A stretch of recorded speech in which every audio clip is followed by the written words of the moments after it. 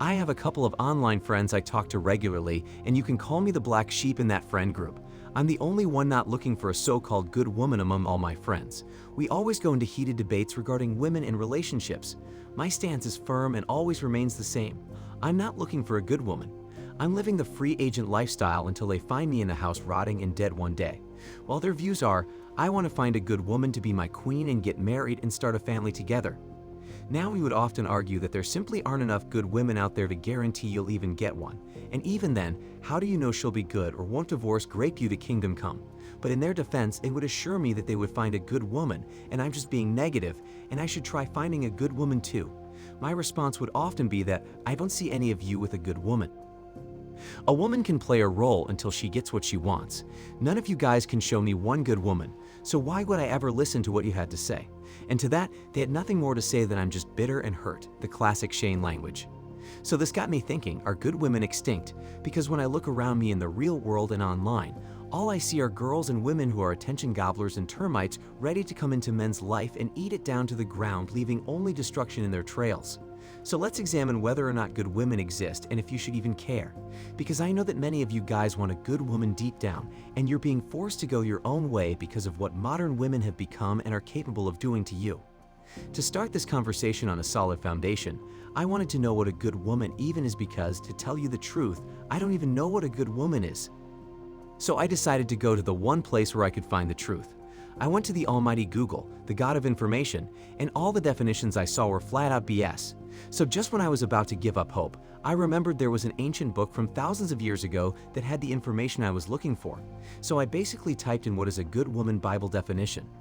The Bible in Proverbs 31 defines a virtuous woman as one who leads her home with integrity, discipline, and more. All the virtues she practices are aimed at making her husband's life better, teaching her children, and serving God. This essentially is the meaning of a virtuous woman. This is the definition we'll go by because reading the original scripture makes a lot more sense than what other people online are saying a good woman is. Now, let me ask you guys something going based solely on this definition. Do you know any woman who practices any of these? Trust me, if you want to disqualify 95% of women on planet Earth, all you have to look at is the part that says, all the virtues she practices are aimed at making her husband's life better, teaching her children, and serving God. In this part alone, women fail massively, especially to improve their husband's life. Modern women do not intentionally enter a man's life to build him up and improve the family. I've noticed that everything a modern woman does is for her benefit, and she enters a man's life with her own ulterior motives, which usually means using the man to build herself and her lifestyle up. Modern women today plan the divorce before or at the wedding, so when she decided to accept your proposal, she also planned the divorce before she said I do. Haven't you ever wondered how is it that women know the law so well? You as a man probably know little if anything about the law, let alone divorce. Because most men don't care about stuff like that, and you don't have an incentive to want to get divorced. But modern women today are incentivized to divorce men, and they always take the time to know the law so they can be protected. Let me give you a couple of examples to show you that the divorce is planned before the wedding. When I was a young whippersnapper, there was this girl that lived fairly close by to me, and she still lives pretty close by up to this day. She was older than me and was about to finish high school, so I couldn't stand a chance to get in her draws, but that's beside the point. She said something that stuck with me up to this day, and I should have used that as my warning to go my own way, but I was young, so it is what it is. She said, all I have to do is marry a man for 5 years, divorce him, and then I'll get half of what he owns. Gents, this girl was in high school with this mentality and knew how she could finesse a man out of his wealth. The following example will blow your mind. My mom told me this story, and I don't see why she would lie, so here it is. There was a man that lived close to my mom, and he told her the story of how his ex-girlfriend finessed him. So he got himself a girlfriend, they moved in together, and just like any other normal couple, they bought things for the house and so on. So years later, I believe he found her cheating and was ready to kick her out of his house and end the relationship. The problem is she lived at his residence for 5 years, and under the law, she was his common law spouse. So she knew this, and he didn't, which is a lot of men in society. She decided to drag him to court to get half of what he owned and ended up winning the case. She got half of his house and everything they shared, including the car. To make matters worse, he had to sell his home and car to pay her half.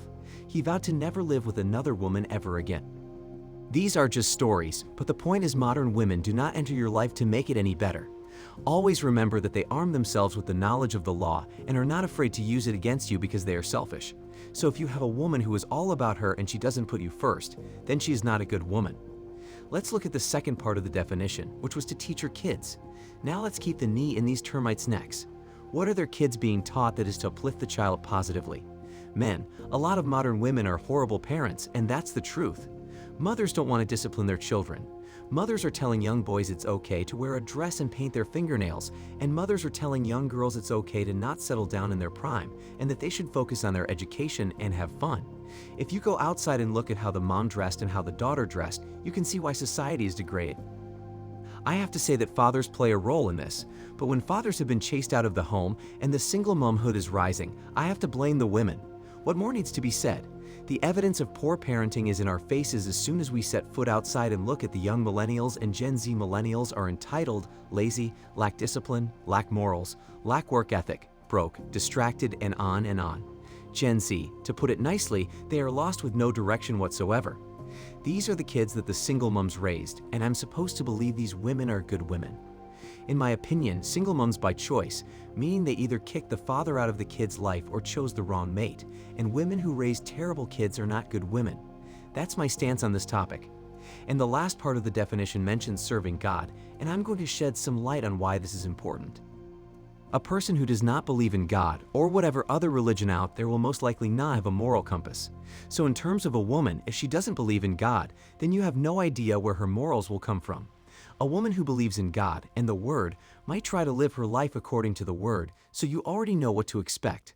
A woman who doesn't believe in anything can do anything she wants, because there are no rules other than those in society. Now, I'm not telling anyone to become religious or only date religious women. I'm saying that if the person at least believes in the teachings of the religion, like the 10 Commandments, then you would know where their morality lies. This is why nowadays we see Sodom and Gomorrah 2.0 on full display in America. The worst part is religion is basically dead in the United States, and trust me, it's not coming back anytime soon. So this is why a good woman needs to follow the teachings of a religion. If any woman you're dealing with doesn't believe in anything, then she's not a good woman, and it's that simple. Again, because I know some of you guys still don't get why this is important. If a woman you're talking to doesn't believe in God, or at the very least follow the teachings of a religion, then she's not a good woman. If the woman you're talking to says she's a devil worshiper or belongs to a cult, you better run as fast as you can and never look back. I'm not throwing smoke at these people, but nothing good can come out of that, so I would stay clear from women who associate with Lord Evil himself. Alright, now that we set up the show's premise nicely, let's look at the so-called good women.